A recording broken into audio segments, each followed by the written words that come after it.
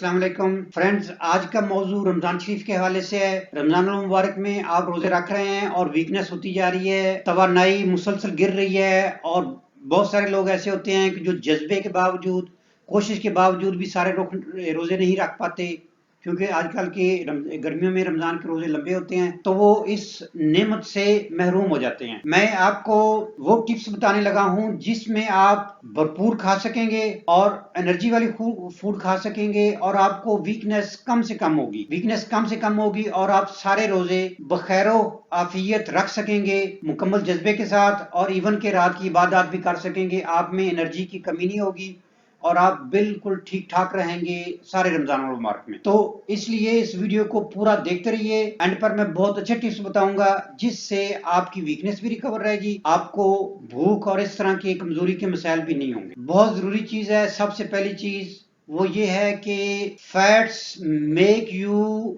Feel स्टाइटियर। चिकनाई आपको, आपके मैदे को, आपकी बॉडी को ये मैसेज देती है कि मैं काफी खा चुका हूं। फीलिंग ऑफ सटाइटी चिकनाई देती है आपको, बस मेरा मैदा भर गया है, मैंने जी भर कर खा लिया, अब मैं मजीद नहीं खा सकता। ये फीलिंग आपको चिकनाई देती है। इसलिए चिकनाई का इस्तेमाल इफ्तारी में नहीं करना। इफ्तारी में चिकनाई का इस्तेमाल नहीं करना, क्योंकि ये आपको फील करवाती है कि मैं बहुत खा चुका हूं। अब चिकनाई क्या है? समोसे, पकौड़े, ये तली हुई जितनी भी चीजें हैं, ये वाफर चिकनाई इनमें मौजूद होती है। और जितनी भी फ्राई आइटम्स हैं वो आप थोड़ी सी खाते हैं और आपको लगता है कि मैं बहुत खा चुका हूं। तो जब आप नहीं खा पाएंगे तो आपको कमजोरी हो जाएगी, नंबर एक। नंबर दो, जब आपने चिकनाई वाली तली हुई चीजें सुबह शाम में खा ली हैं तो ये काफी देर तक, तकरीबन 6 से 7 घंटे तक आपको भूख की फीलिंग नहीं होने देंगी। और यूं इफ्तारी के वक्त भी, सहरी के वक्त भी, और यूं सहरी के वक्त भी आपको अच्छी भूख नहीं लगेगी और आप कम खाएंगे। इफ्तारी में आप इफ्तारी में आपने इसलिए कम खाया क्योंकि आपने वो चिकनाई वाली चीजें खा ली, पकौड़े वगैरह और ये तली हुई चीजें। फ्राई आइटम के अलग नुकसान है और ऑयली आइटम के अलग नुकसान है। दोनों चीजों की दो अलग चीजें हैं। यानी पकौड़े जो हैं ये फ्राई भी हैं और ऑयली भी हैं, समोसे फ्राई भी हैं और ऑयली भी हैं, और इनमें सोडा भी होता है। तो ये सारी चीजें नुकसानदेह हैं।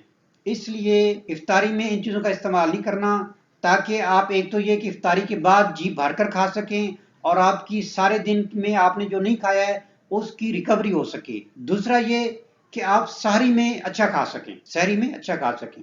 अब बड़ी इंटरेस्टिंग बात है, मैं इफ्तारी में चिकनाई को बिल्कुल रोक रहा हूं, मगर आपको सहरी में चिकनाई खाने की तरगीब दे रहा हूं। चिकनाई जो है ये 3 घंटे बाद हजम होना स्टार्ट होती है, डाइजेस्ट होना स्टार्ट होती है, और चिकनाई के सारे मॉलिक्यूल्स में बेहद एनर्जी होती है। जो प्रोटीन्स ये 3 घंटे में हजम हो जाती हैं, और जो कार्बोहाइड्रेट से मीठी चीजें हैं ये 2 से 2.5 घंटे में मुकम्मल हजम हो जाती हैं। अब 3 घंटे के अंदर अंदर आपकी कार्बोहाइड्रेट्स और प्रोटीन्स ये हजम हो चुके। अब 3 घंटे के बाद आपको सपोर्ट कौन सी चीज देगी?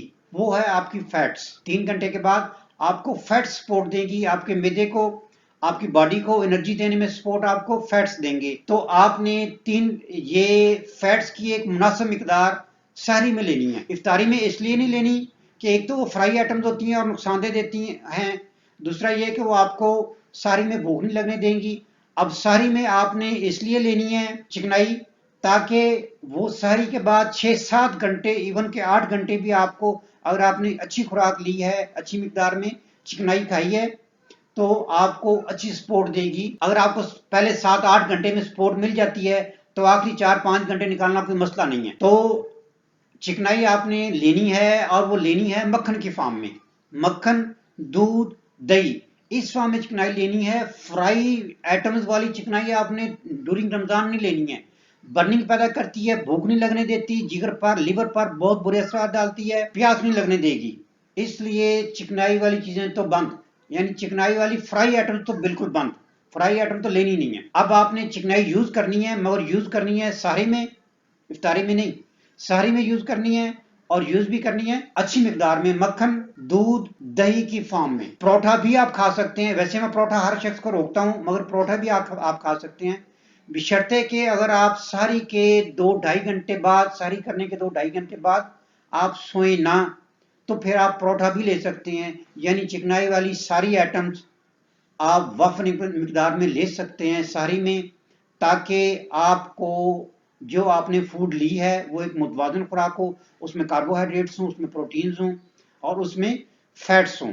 फैट्स आपको 6-7 घंटे तक लाजमी सपोर्ट देती है। उसके बाद वो काफ़ी सारी एनर्जी आपके लिवर में स्टोर होती है, काफ़ी सारी एनर्जी आपके ब्लड में ग्लूकोज जो है वो तैर रहा होता है। तो अगले 5-6 घंटे निकालने कोई मसला नहीं है, बिल्कुल भी कोई मसला नहीं है अगर आपको 6-7 घंटे प्रॉपर सपोर्ट मिल गई है। होता ये है कि हम नॉर्मली इस तरह की खुराक खाते हैं जो सहरी के 3 घंटे के बाद फारग हो जाती है। 3 से 3.5-4 घंटे हद, उसके बाद वो सारा कुछ डाइजेस्ट हो जाता है। उसके बाद लिवर में जो ग्लाइकोजन के फॉर्म में थोड़ा बहुत स्टोर हुआ है वो यूज होती है और 7-8 घंटे के बाद फिर हमें भूख लगती है। आजकल का रोजा अच्छा खासा लंबा है तो वो निभ नहीं पाता, अगर निभता है तो फिर टिश्यूज डैमेज हो जाते हैं, तो आपके मसल्स जो हैं वो डाइल्यूट होंगे, उस तरह की और चीजें होंगी और एंड पर ये होगा कि आपको इतनी वीकनेस हो जाती है कि आप आखिरी रोजे रखने के काबिल नहीं रह जाते, या फिर रखते हैं तो वो फिर ये कि उसमें मेडिकल और तरह के प्रॉब्लम मसाइल स्टार्ट हो जाते हैं।